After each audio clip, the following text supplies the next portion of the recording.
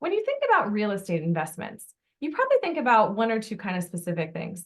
I guarantee you've never thought about this kind of real estate investment. So stay tuned.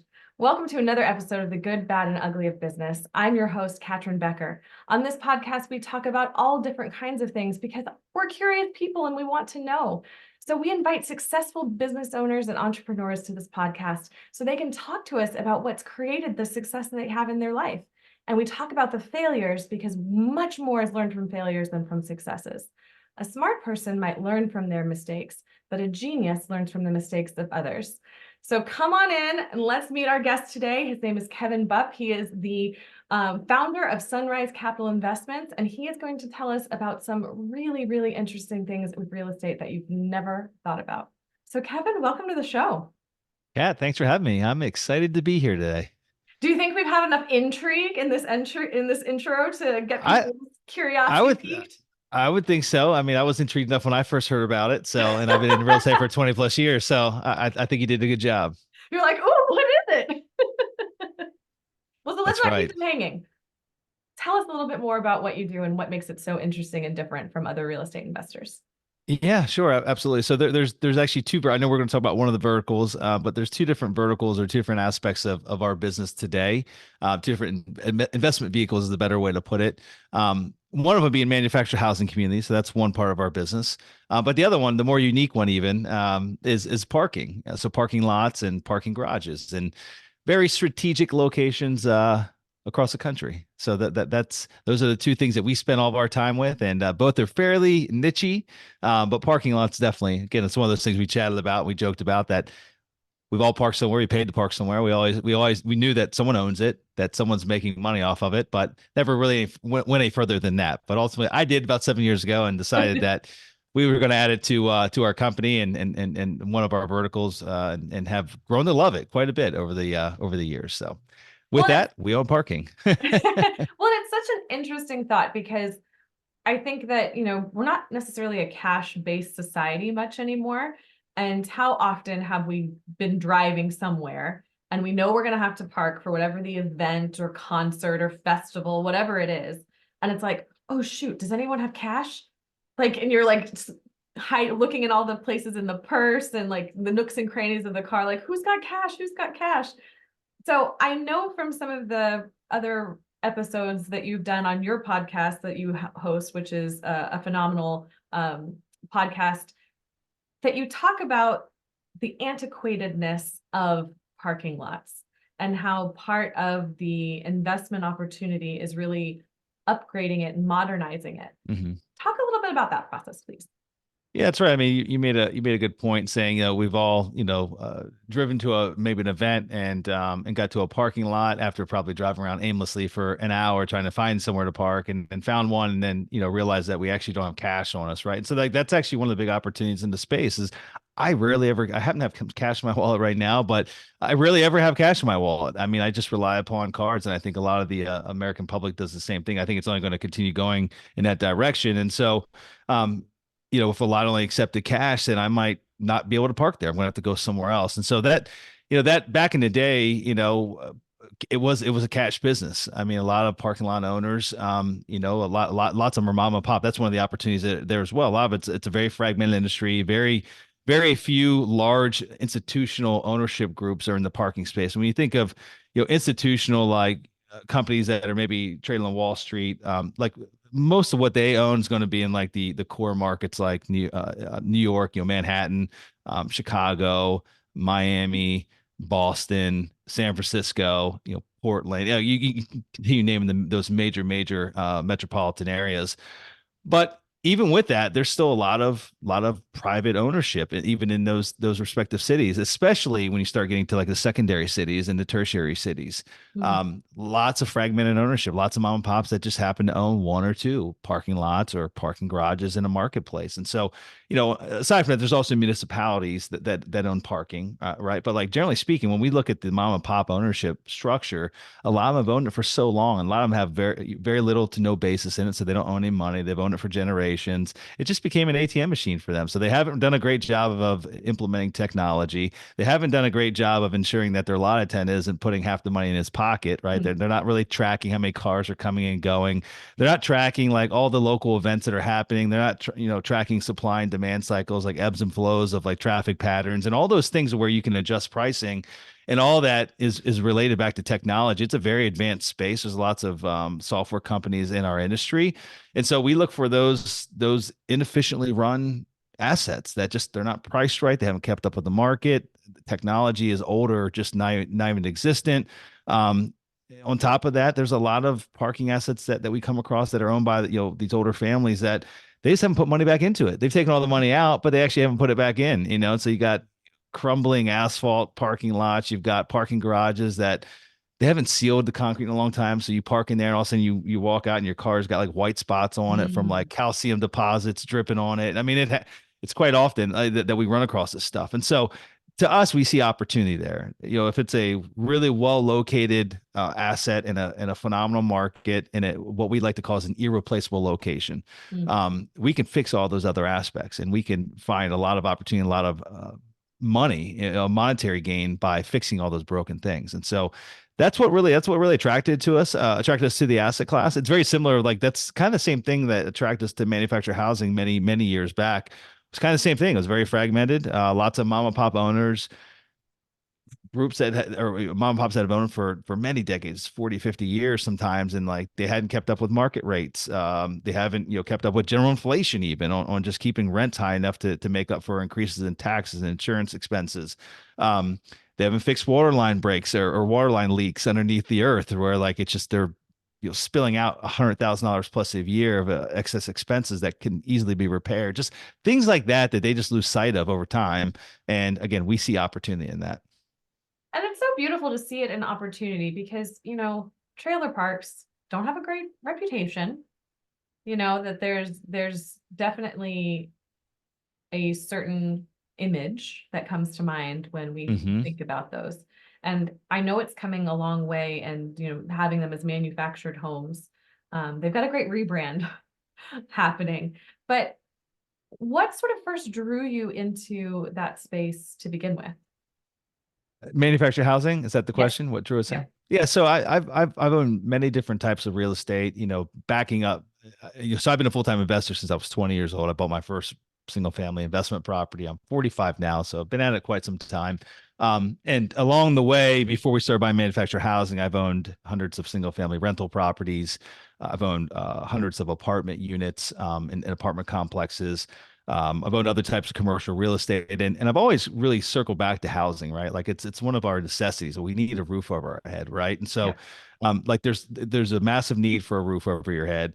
On top of that, there's a massive need in the country for affordable housing, like clean, quiet, safe, affordable housing, and the best school districts and in the best parts of town. And manufactured housing actually offers that. So you made a joke about manufactured housing, the naming convention of it. And it's funny because they started out, way back when as really RVs were the first. And then they found that like a lot of RVs started becoming stationary in places like Florida and Arizona, like, in the Sun Belt regions. And people just kind of kept them there. And then they used them as like second homes. And then this new trend of like regular manufactured housing came out, or back then they were called mobile homes or trailers. Trailers because they basically were birthed from RVs, and then mobile homes became the new name. And they're not really all that mobile. They cost a lot to move and they cost a lot to set. And so, like 98% of homes that leave a manufacturer and go to a community, they stay there. They don't leave. Right. They never go anywhere. Um, and so I would say manufactured housing is it's an accurate statement, but it's more akin to that of like higher quality housing, still affordable, higher quality, like not old metal trailers in a park that have been there for 40 years. In fact, I was just looking at an opportunity we're looking at before we jumped on the call here, and I would very much classify as a manufactured housing community. These are all like double wide homes. Some of them look like traditional ranch style houses, but they just happen to be built in a factory. They've got 2 car garages. They've got decent sized yards. They just happen to rent their yard rather than own it in a fee simple manner. And so, um, Kat, I just went on a rant there. I forget the original question that you asked me about. What's got? Oh, so back to the point, like what got us into it. And so I got introduced to it by accident, like a lot of these things go. Same way that in a similar way I got introduced to parking, but I had gone through the Great Recession, had a lot of challenges with my portfolio, and was looking for a way to rebuild. This is like 2000, late 2011, looking for a way to rebuild and kind of. I thought it was going to be multifamily. I saw there was a lot of efficiencies in multifamily than that of owning a bunch of single family homes. And I just happened to have a lunch with a guy that I was introduced to by a mutual friend, and his name was Randy. He had been a banker for 30 years, commercial banker, and he retired and bought a couple mobile home parks here in Florida. And I didn't know that going into the lunch meeting, nor did I have an interest in mobile home parks. But I went and had a lunch with him, and he asked me what I do, asked him what he does, and then he just went on a rant for a good 2 hours about why mobile home parks are the best thing ever, and he piqued my interest enough that I left there saying like I'm going to go buy one of these. I'm going to go figure out how to buy one, learn as much as I can, buy one, and then prove Randy right or wrong. And like that's literally how it started. And so some of the big benefits of like he kind of compared it to multifamily, traditional multifamily investments. And one was like the turnover rate's so much lower because these folks own their home. They own the unit in there. And so it's very akin to that of someone living in a subdivision and owning a single family stick built home. So we've got residents that live in some of our communities. They've lived there for more than 40 years. I think we've got a few Wow. that are 50 years. Right. So you got really low turnover rates. And when someone does move, they tend to put their home up for sale, continue paying the lot rent to us, the park owner. Someone else buys their home, takes over that financial responsibility. So there's never a hiccup. You don't got the situation where someone moves out, you got to go in and renovate the Vacant. unit. You got 3 months of Yeah. no rent coming in, and so like you get that whole downtime with its traditional rental home. And so on top of that, we're not repairing the roofs of these homes, the plumbing when it breaks, the AC when it breaks. I mean, our job is to maintain the common area and the infrastructure. So we typically own all the roads, own all the water lines, sewer lines, common areas like clubhouses and swimming pools and amenities and things like that. But generally speaking, it's a lot less management intensive than owning, a 200 space manufactured housing community is very different than owning 200 apartment, multifamily apartment community that are all Sure. rentals, Sure. right?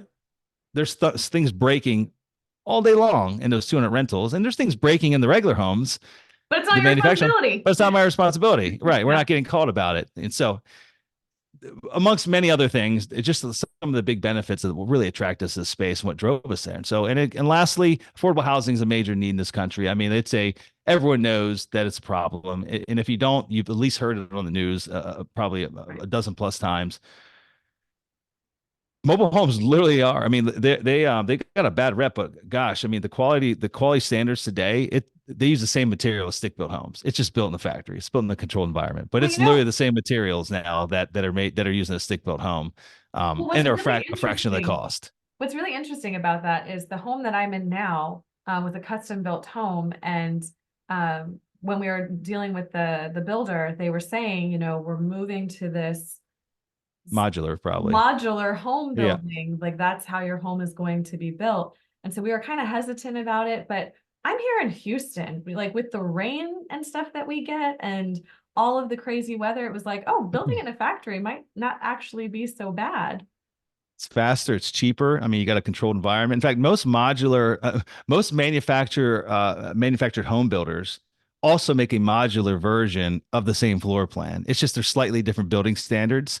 Yeah. HUD governs manufactured homes, and then whatever designation that governs stick-built homes in like your state governs the modular aspect of the build. And so very similar standards of like wind load ratings and roof load ratings and spacing of studs and walls and all that stuff. Like it's very very close. And so like we've got homes here in Florida.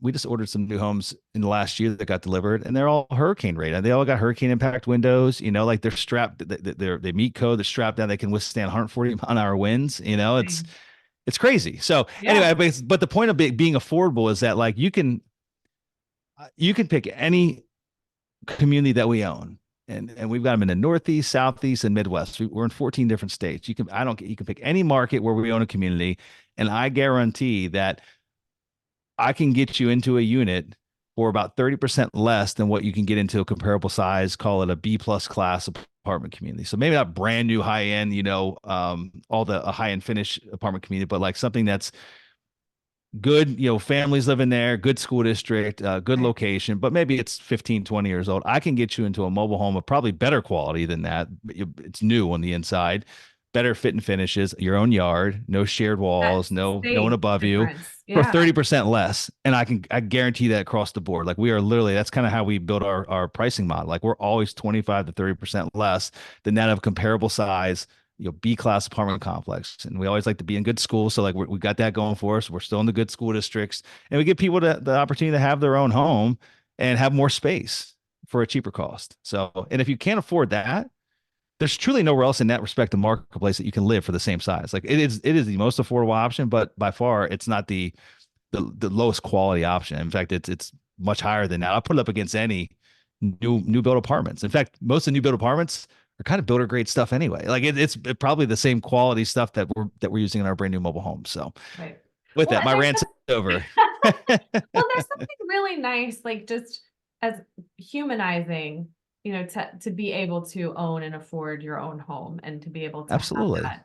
that sense inside. So I think that's really lovely to be upgrading that idea of the trailer park, of the mobile home, that no, it's just like a deconstructed apartment. Well, here's the thing. Here's how I like to explain to people. Yeah, you're right. We always get lumped in the bad bucket. It's really why there's really no new supply being built. In fact, it's the only asset class that has a diminishing supply. So there's more mobile home parks that get redeveloped for maybe they're in the path of progress and there's a higher and better use for the land. So there's more mobile home parks that get shut down or torn down every year than new ones that come online. It's the only thing that exists like that. I mean, there's way more single family homes coming on the market, way more apartment complexes coming on the market, shopping centers, you name it, right? Yeah. All those are growing in supply. We're the only one that's actually going down in supply. And one of the big reasons, there's two. One is the NIMBY syndrome, not my Not in my backyard, backyard. because we get lumped in the bad bucket, like the drug, sex, rock and roll, the bad element that all comes to mind, right? And then on top of that, we're not the best tax basis for a municipality. Like we take up a good bit of land, but they can make more tax dollars. Although they want to fix the housing problem, this would help solve it. They can make way more tax dollars putting basically anything else there, Mm. an apartment complex, shopping center, office, whatever it might be, right? They can make way more tax dollars than they can with putting a mobile home park there. And so it's created quite a shortage of mobile home parks in the US. But I guess where I was going with that is go to any city. Let's talk about neighborhoods. You've got the really rough neighborhoods that stay away from even during the day. You got the blue collar, hardworking neighborhoods, and you got the white collar, executive neighborhoods. Same thing goes to apartment complexes. You got those ones that are just stay away no matter what time of day. You got the ones that we're talking about B plus class, good neighbor. They're built 20 years ago, but good, still Yeah. good neighborhood, good area. And you got the brand new high end fancy stuff, high rise stuff, high end finishes. Same thing goes with mobile home parks. I mean, there's the really rough stuff. Stay away from it. Bad part of town, bad element. Can't fix that. It's broke. It's wrong area, bad element. And you got the middle stuff, just good affordable housing, clean, safe, quality, affordable housing. Lots of families live there. And then you got some really high end stuff that's more amenity driven. It's, in fact, a lot of these are like lifestyle communities. They've got swimming pools, they've got activities directors, they've got pickleball now. It's a big thing. And they've got really nice homes, people that drive Do really you nice cars. Right. And so do you it's all think across that the board.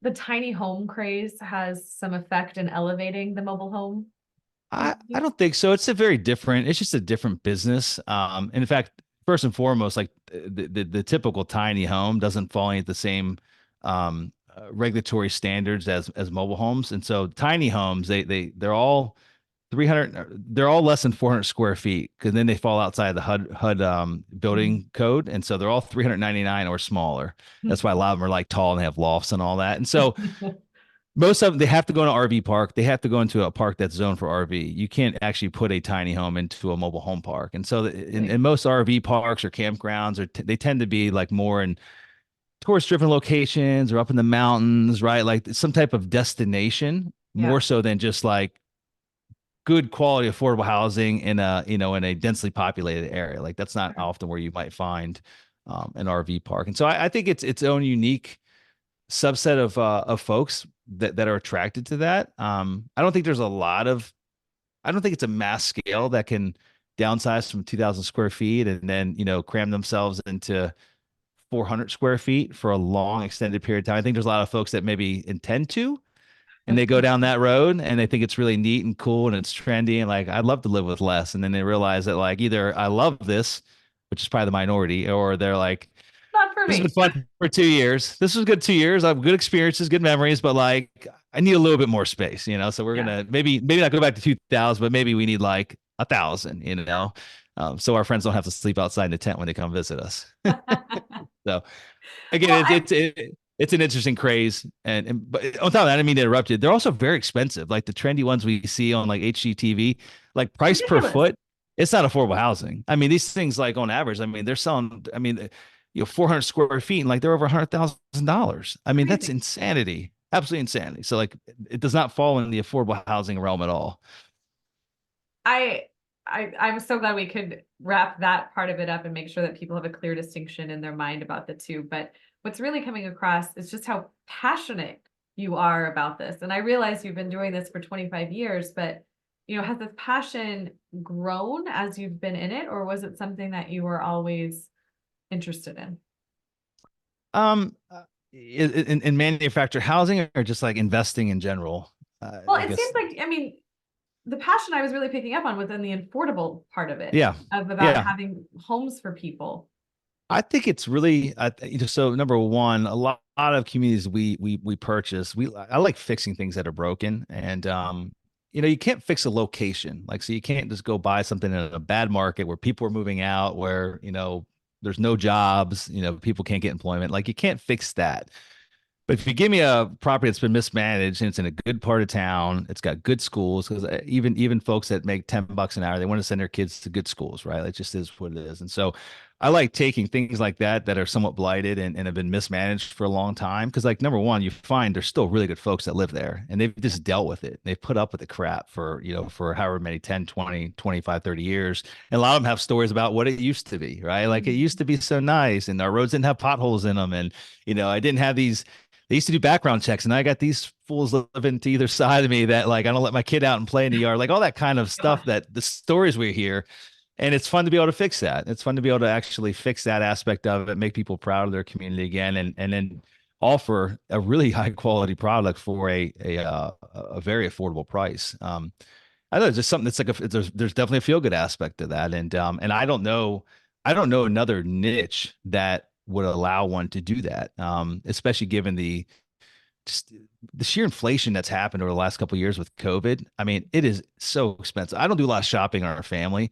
As far as grocery shopping, my wife sent me to the grocery store a couple of weeks ago, and one of the items of the like 10 items I had to get were a bag of Tostito scoops.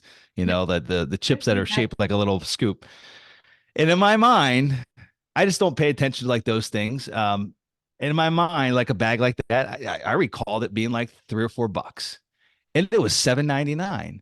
And I don't even live in California, or one of the more expensive states. I was absolutely blown away. I'm like, holy crap! And I started like obviously I had 10 items. The bill was still like $60, right? Yeah, Like yeah. getting out of the grocery store.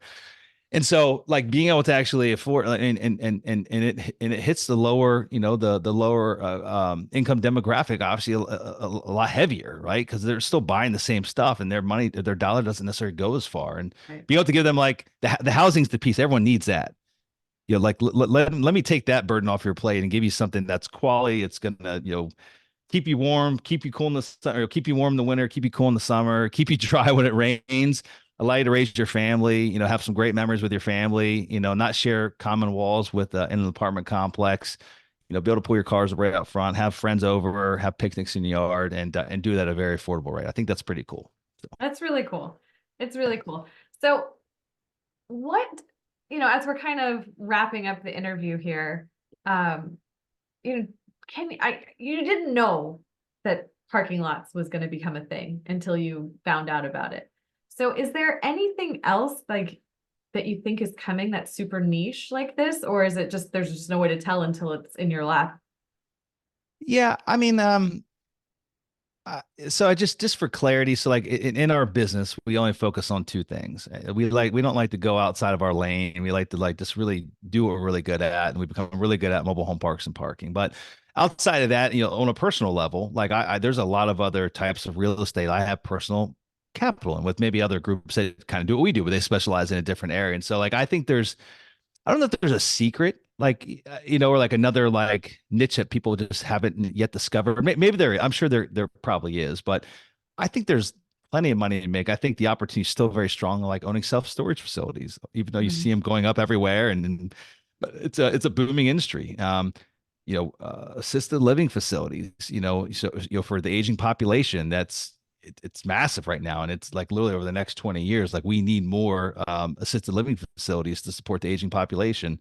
And there's a litany of others, medical office, for again the expanding aging population to support that and provide services. So those aren't really niches per se, like they're kind of their own vehicle, but I think there's a lot of opportunity in all of that. I guess it really depends on what you want to do, and I like finding like the parking thing. I don't know if there's like another something like that that might come along in the next 5 or 10 years. I'm sure there will be, but I wouldn't spend too much time just waiting and looking for that next thing that no one knows about. I would actually spend time like honing in on whatever thing you can get in alignment with, whatever vehicle, if it's real estate, and just go all in, become the expert in that one respective niche, because they all make money if you do it right. And literally just go deep in that one and focus there. And I guarantee that you can do quite well. So it doesn't have to be something that no one else is thinking of at the moment, like parking. Because again, even manufactured housing, like when we started buying these parks, I bought the first one in 2011. If you knew, you knew. If you didn't, you didn't. It was kind of a good old boy network. There was a couple national companies that had a fairly big portfolio, but it wasn't, I can literally count on two hands. Now there's institutional money from like Blackstone and Carlyle Group, all these big private equity firms that are trying to pour billions of dollars into space. They have been for like 6, 7 years, and there's no new supply coming. And so, but even then, even with this increased demand, but no new product, we've still found a way to make money in the sector. There's still room for us, even with all these other bigger groups coming into the space. So, again, I wouldn't wait around trying to find that micro niche or that new thing, that shiny object that might or might not come. Just pick one, whether it's a business or real estate, whatever it might be, and just go all in and do it great. So. Well, it's great advice just in general. Like so many times people get hung up in waiting on that next new thing instead of just moving forward. And if it comes, it Yeah. comes great. Do you do any work with teaching other people how you do what you do, or is that mainly through your podcast or your book that you had, which was a #1 bestseller? All yes and no. So we used to have a program years back where we, put together a lot of kind of basically took our systems of processes we built internally and put it in an educational format in the mobile home park space. It's just, getting pulled in many different directions, we decided that it was best use of our time to focus on our investments and not try to be the educators as well. It's really difficult to do both and be great at them, and so we stopped doing that. And ultimately, so like as far as like education, I mean, I'm always willing to hop on a call or chat with somebody if they truly have an interest in what we do. Um, the podcast, I talk a lot about what we do I've got two different podcasts. One I do on a regular basis. Um, I've been doing it for like 10 years, real estate investing for cash flow. But then the other one called the Mobile Home Park Investing Podcast, I did it for about 3 years. And I think there's about 120 or 130 episodes up there. And it's a lot of that information is still relevant. It was me Mhm. mostly just talking about like our business, what we do, how we do it. And so if someone has an interest in learning about the mobile home park space, go listen to that. Literally, go listen to 130 episodes. There's probably 100 hours of information related to the business of what we do. And then lastly, the book. The book is kind of a compilation of all of the above, just kind of poured into a book format. My 20 years in different asset classes, mobile home parks, parking, and then also a lot of the stuff I've learned. I've interviewed, I don't know how many thousands of really smart individuals over the last 10 years, and Sure. just taken away a lot of information from those. Lots of guys that were way more successful than I and have done way bigger things, and just tried to take a golden nugget away from each one of those and drop it in the book. So I love it. And then that lives on. And so that lives on. always there and it's always part of it.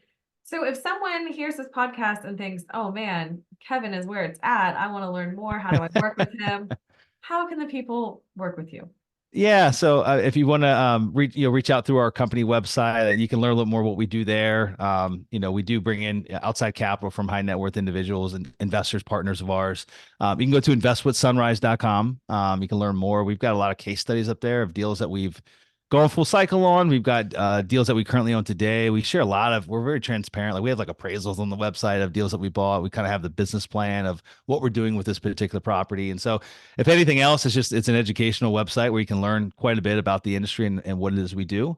And then outside of that, Kat, kevinbupp.com, my personal website. That's where I host my podcast. They can go there and listen to episodes or find it on iTunes or Stitcher or Spotify or all the other places that people listen to podcasts nowadays. So Well, this has been so great, and it's given me so much more to think about. I love that we kind of, we were talking about real estate, of course, but I love the kind of different angle to it, and a different way of thinking about it. And that it's just such a great reminder for everyone that no matter what industry we're in, what we're doing, kind of take a look at some of the things that you're doing routinely, like the parking lots. Where are those areas where there can be some improvements, and that it can help people as well as help your pocket. So thank you so that's much for right. being here, Kevin. Thanks for having me, Kat. It's been a lot of fun.